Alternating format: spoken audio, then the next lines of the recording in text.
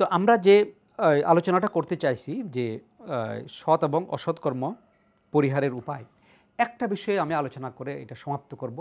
যে আলোচনাটি আমি এখানে করি নাই, কারণ এটি অনেকটা ইবাদতের পর্যায়ে পড়ে।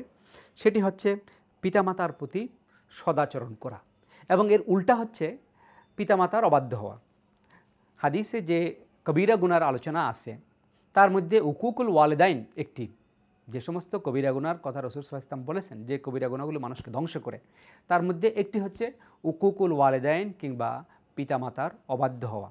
তাহলে পিতামাতার অবাধ্য হওয়া যদি কবিরা গুনাহ হয়, তাহলে এর বিপরীত হচ্ছে পিতামাতার আনুগত্য করা, পিতামাতার সাথে সদাচরণ করা। আর আনুগত্য তো অবশ্যই কন্ডিশনাল। যে আমরা সবসময় জানি আনুগত্য, আনকন্ডিশনাল আনুগত্য হচ্ছে আল্লাহ এবং তার রাসূলের।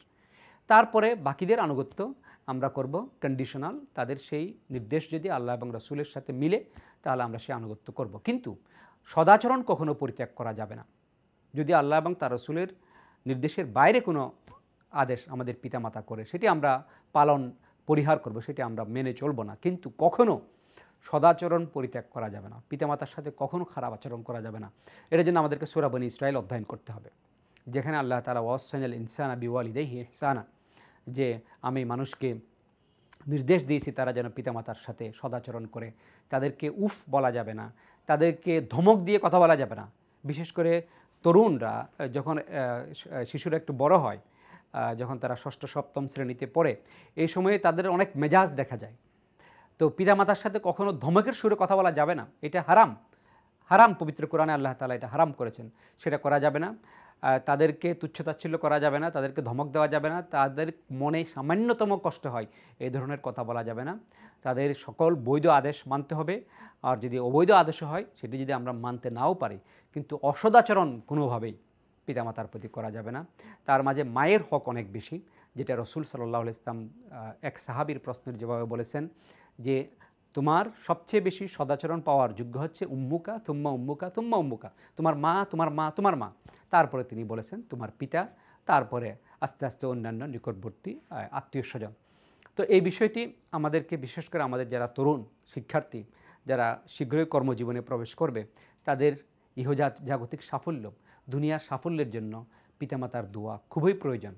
এই কারণে পিতামাতার অবাধ্য হওয়া, পিতামাতার সাথে অসদাচরণ করা, এটা যে কোনো মূল্যে পরিহার করতে হবে। পিতামাতার সেবাকে, বিশেষ করে পিতামাতা যদি বার্ধক্য উপনীত হয়, তাদের সেবাকে জীবনের ব্রত হিসেবে গ্রহণ করতে হবে। এবং আমি এর আগে সবরের আলোচনায় আমি করেছি, অনেক সময় এক্ষেত্রে সবরের প্রয়োজন, কারণ আল্লাহ তাআলা কাকে কোন ধরনের অসুস্থতা দেন সেটা আমরা জানি না। অনেক সময় দীর্ঘমেয়াদী অসুস্থতায় পড়ে যায় পিতামাতাকে, অত্যন্ত ধৈর্যের সাথে পিতামাতার সেবা করতে হবে, আমৃত্যু পিতামাতার সেবা করতে হবে, এবং সেটি আমাদের দুনিয়ার জীবনের সাফল্য এবং আমাদের আখিরাতের মুক্তির জন্য একটি বড় উপায় হবে। তো যাই হোক, আজকের এই আলোচনায় আমি অত্যন্ত সংক্ষেপে কয়েকটি বিষয় নিয়ে আলোচনা করেছি। আমি এটার সামারি করছি। একটা হচ্ছে মিথ্যা এবং মিথ্যার সাথে সম্পর্কিত যে সমস্ত আমাদের অসৎকর্মগুলো, সেগুলো পরিহার করতে হবে। মিথ্যার ব্যাপ্তি অনেক বেশি। আমি যেটা বুঝাইতে চাইছি, শিরকও একটি মিথ্যা, ঘুষ খাওয়া এটি একটি মিথ্যা, মিথ্যা কথা বলা, মিথ্যা মামলা করা, মিথ্যা সাক্ষ্য দেওয়া, মিথ্যা রায় দেওয়া, মিথ্যার ব্যাপ্তি অনেক বেশি। মানে আমার জীবনের কাজের ভিত্তি যেন মিথ্যা না হয়। আমি যে ঘুষ খাচ্ছি, আমার এই ভিত্তিটা মিথ্যা। আমি যে মিথ্যা রায় দিচ্ছি, এই কাজের ভিত্তি মিথ্যা। আমি যদি আমার দায়িত্ব পালনে গাফলতি করি, আমি একজন শিক্ষক, আমি যদি ক্লাস নেওয়ার ক্ষেত্রে ফাঁকি দিই, আমার এই কাজের ভিত্তি হলো মিথ্যা। তো এই মিথ্যাকে কোনোভাবেই জীবনের ভিত্তি হিসেবে গ্রহণ করা যাবে না। মিথ্যা সংক্রান্ত সব কিছুই পরিহার করতে হবে। তারপর আমি নৈতিক চরিত্রের সম্পর্কিত কিছু অসৎকর্ম নিয়ে আলোচনা করেছি।